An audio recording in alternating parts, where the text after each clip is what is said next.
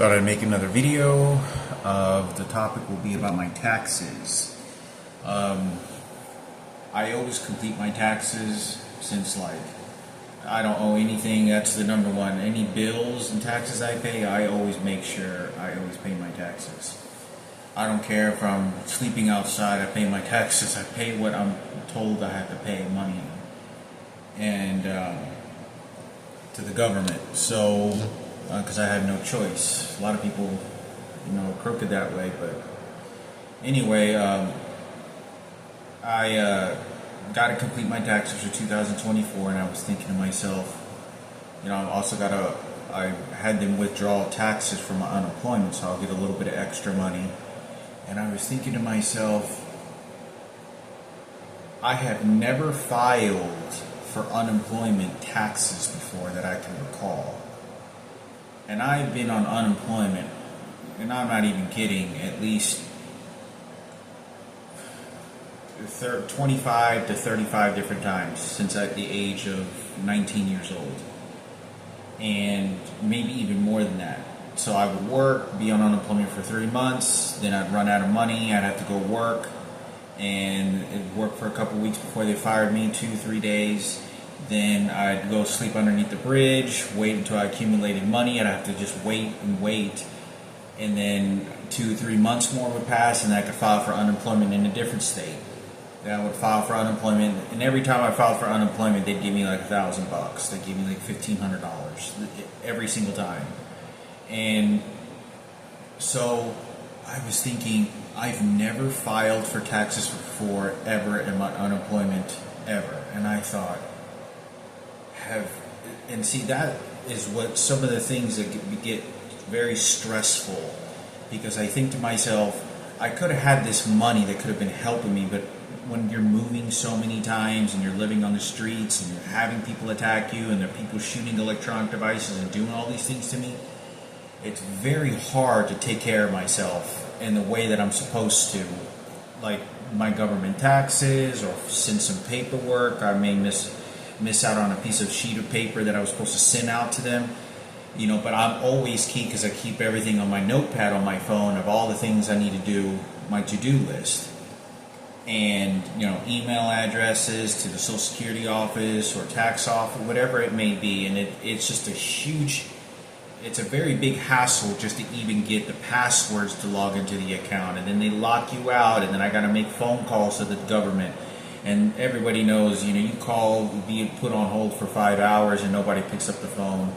And it was just, but I thought, how much money could I have gotten that I don't know about that was taxable for me to get more money on my unemployment? How much money?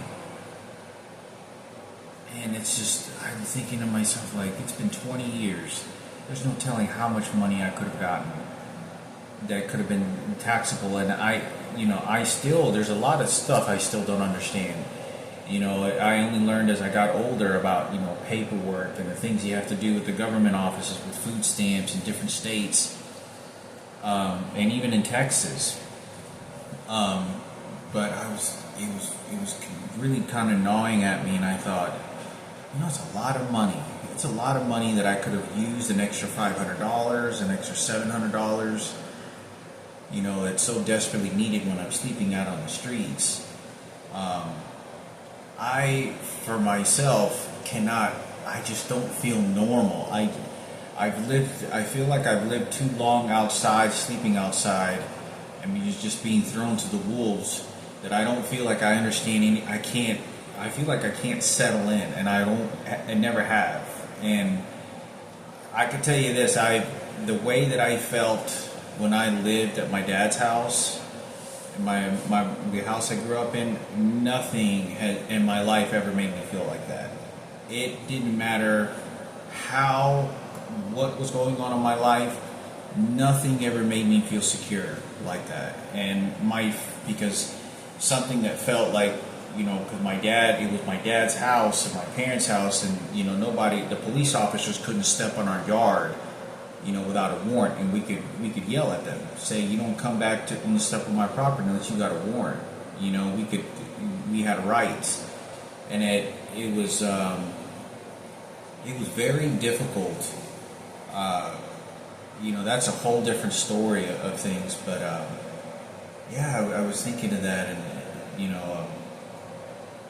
but anyway, about my taxes is, I know that I've lost out. I was supposed to get like 10 grand one time from unemployment when I worked at Standard Register, and I accumulated like 10 grand of unemployment. And I was supposed to get unemployment, but when I called unemployment, the guy gave me a lot of trouble, and then somehow I was supposed to like register for work within 3 days, and I didn't, and I did it on the 4th day. And the guy started laughing over the phone, and he was happy not to be able to approve me. And I lost 3.5 to 4 years of equity of unemployment. It was like 10 grand. And I had to go back to work, and my electricity was getting cut off, and this was right after my bone marrow transplant. And those are things that, I could have filed taxes on, and all these things that goes on, but it gets very frustrating, when I think about these things, because, it's not that I can't take care of myself, it's that they won't let me. And I have so much that's going on that, when you get out of chemotherapy and you're 23 years old and nearly died multiple times in a hospital, and I had to take care of myself. I absolutely didn't have anybody. I didn't have anybody at all. I had to drive myself to the doctors. I had to drive myself. I had nobody to bring me soup, or nobody to bring me tea, nobody to say anything positive to me. Nothing. I just laid on my bed waiting that I was going to possibly die, or the disease was going to develop into some sort of blood disorder that was going to kill me. And all I did was did the best that I possibly could, because I'm a pretty articulate person and kind of neat in how I do things, especially to take care of myself. Sometimes I would even take 2 showers a day, and I liked being very clean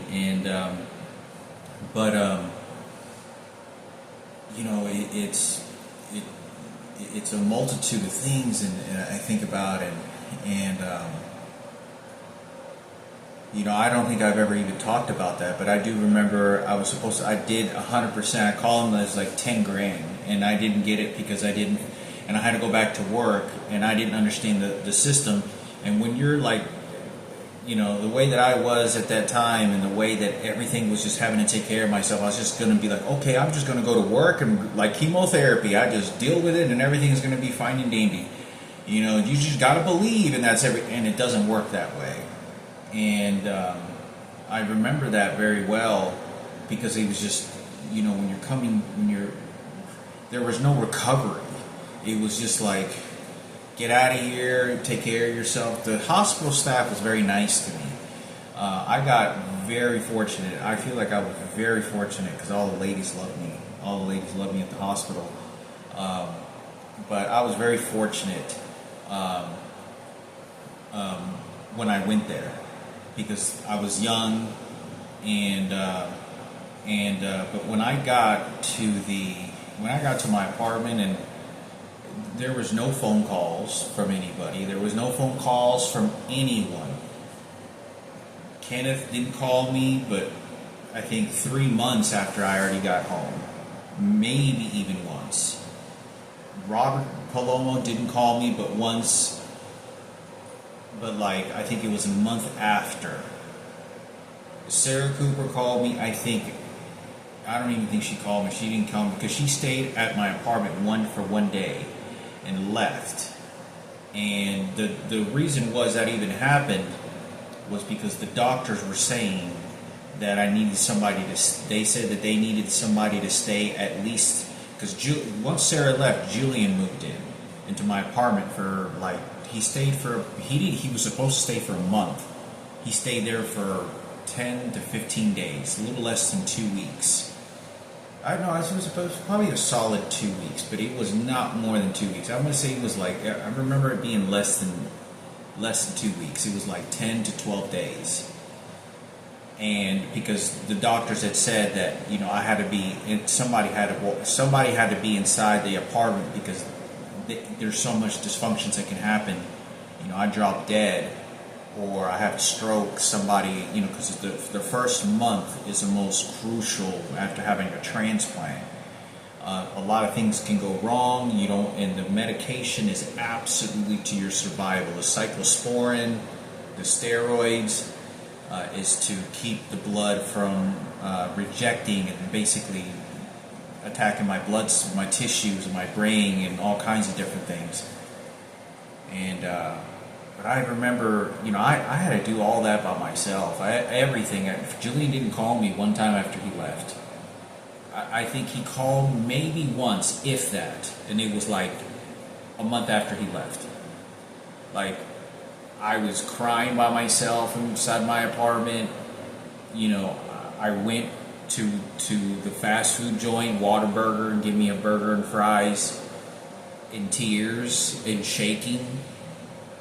And I had nobody there to ever comfort me, ever. And, being young and just something like that happened, there was no nurturing.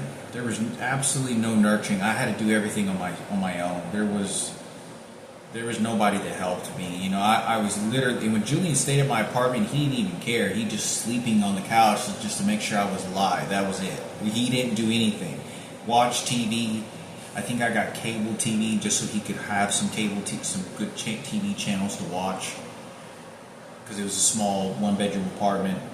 But he was just there to make sure I wasn't going to drop dead.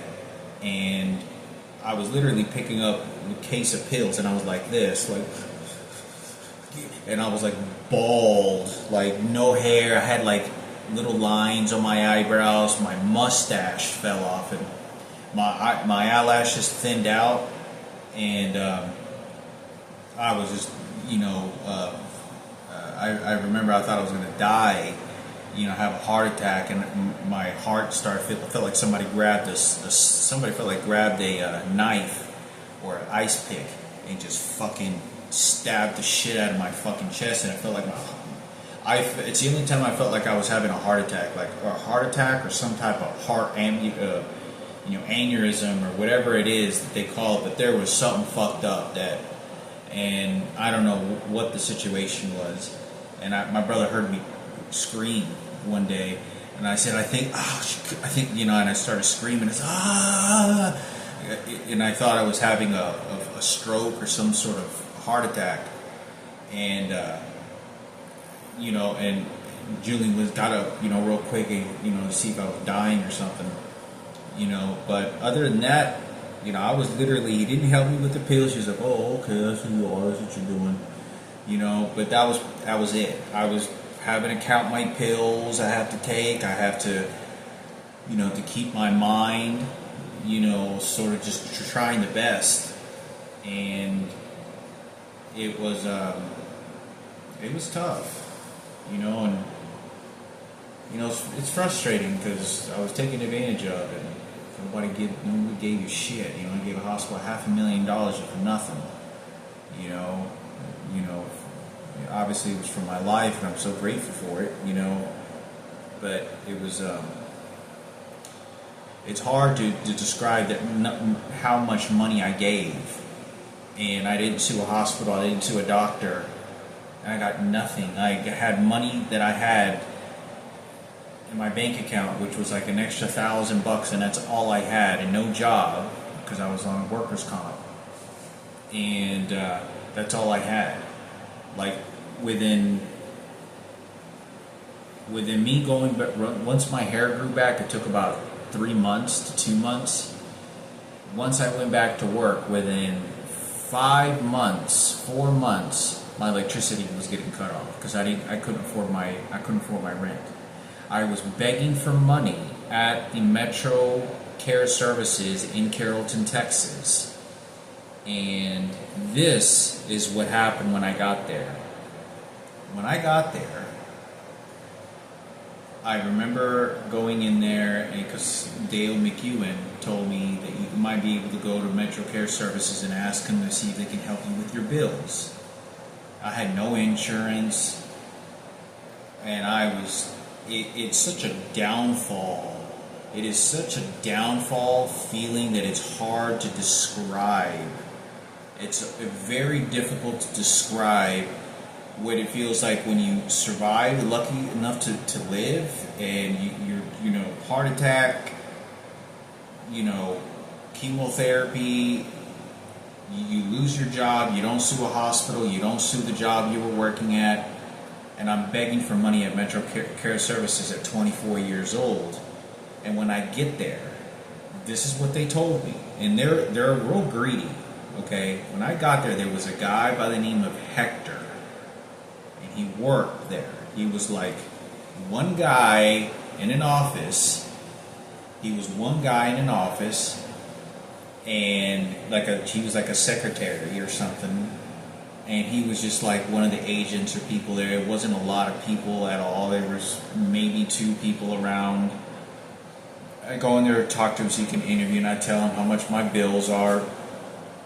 This guy tells me, maybe, we can work something out. This is for people that really need, these people that come in and ask for money or ask for any extra services really don't have a car. This guy was like flamboyant, and he said, he goes, what kind of car do you drive? I said, a 2000, I think it was a 2000 Honda Accord.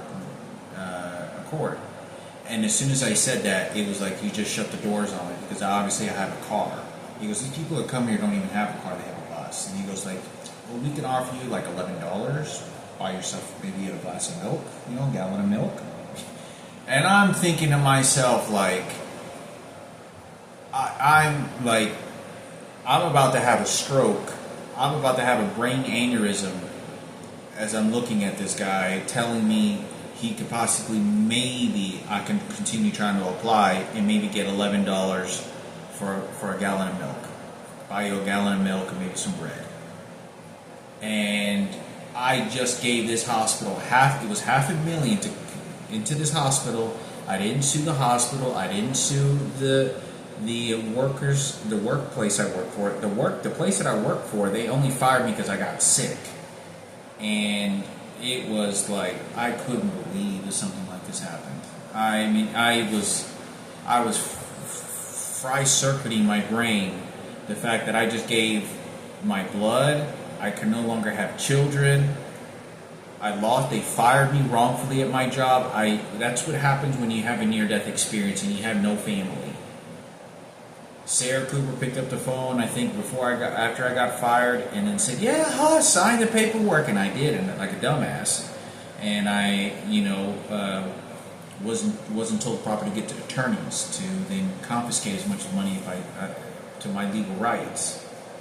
I was never going to be the same, and I never was. And but it's very, it's. I don't think I've ever shared that on video. And I walked out of there and I couldn't believe, I felt like, well, I don't even have a brand new car, like, I don't have insurance, like, I'm staying at my apartment, I'm asking you for money, like, but they're just wanting to help the super poor. Apparently they can get $500,000 from me because that's what it cost my transplant, and the company fires me after never missing a day of work. It was just unbelievable. Never got a raise there and they still fired me. The HR started laughing at me when I sent them the paperwork, of my severance. It was just unbelievable. But I think it's important for me to talk about because I figured I'd make a discussion about it. But I know this started off with my taxes, but I wanted to say this because that's a very frustrating thing. I'll find out whenever I call the tax services at the end of the month, at the beginning of February, when the community when the free services of volunteers that do taxes can complete them for me, because I don't ever do nothing fancy. I always go to the volunteer services, and I don't even care. I don't care if I'm not going to get any extra money and go to these fancy places or whatever that people do. I just here's my money. Just take whatever you need to pay them, and whatever you work, just make sure that I don't owe them any money. That you let them take their money. And that's the way I always was. And And so I had to wait to find out if I could have filed for unemployment taxes all these years. There's no telling thousands of dollars I could have made extra that could have helped me. And it's the thing about knowledge is that when you're so stressed out and you're going through this and this and this and this, you don't ever have time to really be very detailed with a lot of things in life. To try to take care of myself and try to make the best of the circumstances to financially support myself. Obviously, it's already too late. But at least I did it this year. This will be the first year I think I filed for unemployment taxes. And I've been on unemployment for 20 years off and on, the majority of the time. Only getting $1,000 a year, wait 6 months, and apply again. And I didn't get 10 grand. I didn't get unemployment. I didn't even get unemployment whenever for 4 years that I worked there. I never even got unemployment for that. And that was 10 grand. I was 10 grand right off the bat. I just, it was a magnitude of just how much I was being stripped of my life and just discarded. Because when you go to a hospital, they want to make you feel and think that you have hope. And you do, but they want to make you feel and make you think that your life is going to get so much better. And it didn't for me. First of all, it has to be financial. A lot of things got better in my life, but you need that money. You need that, it's not like I'm asking for money, but I'm talking about you just, you can pay for your insurance, you have food, you can pay for some decent food, and I wasn't asking for much. I don't think I was asking for much at that time. For someone that gave that much money up, I could still hear her laughing over the fucking phone, the people that had done that to me. You get out of chemotherapy and you hear, an HR from Standard Register starts laughing that, stupid, you signed the paperwork and I have it, you can't touch us anymore. And, you call unemployment and the guy's laughing and it's just being very authoric over my life like that.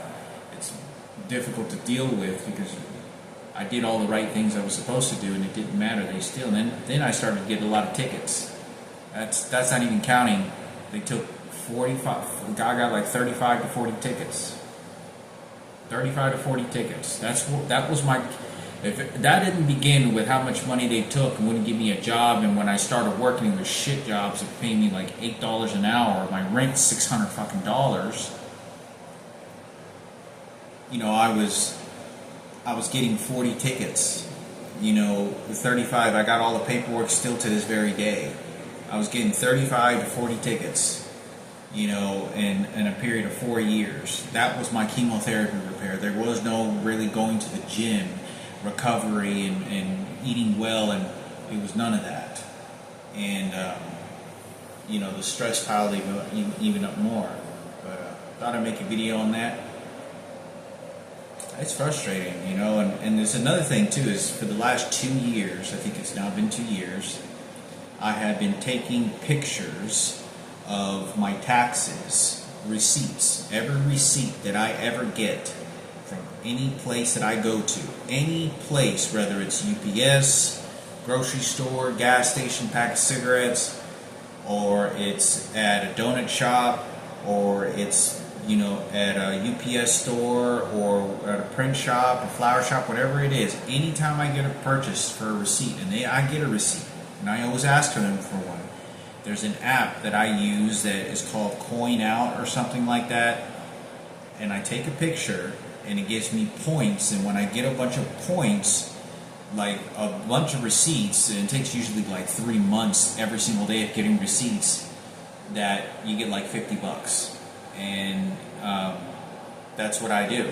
So I get all my receipts, and I had a friend of mine tell me that if you collect all your receipts, you can file for taxes. I'm going to ask him to see if I can print this out. Maybe it'd be an option for me to print out. There's probably 400 receipts, but I'd be able to go print out all these receipts and and maybe file even for more income, because you're supposed to be able to file for those taxes. I think you can. To my understanding, you can file for any receipt that you can get. You can file for taxes for that. But I don't know if it'd be worth it. It may be just best to just go about it. I get $50 anyway for every 3 months, and I'm sending them like at least 150 receipts in that period of time. And the app gives me $50. But other than that, I have all my receipts that I scan, everything. At Walmart, every once in a while I'm not able to scan a receipt either because I didn't get one, or they email it to me instead of getting a paper receipt, and there's no way to upload it on the app. So, but 95% of every receipt that I get, I scan on there.